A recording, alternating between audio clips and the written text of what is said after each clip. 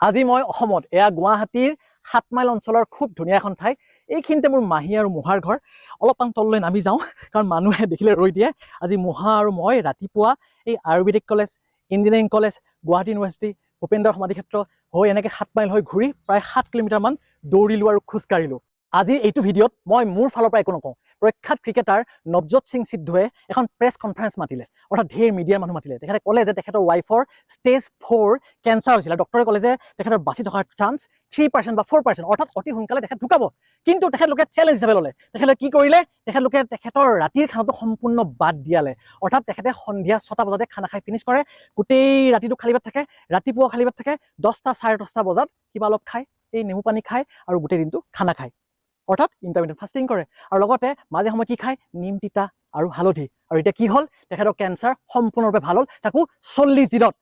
বহুত কথা পোহৰলৈ আহিব বাকী আছে।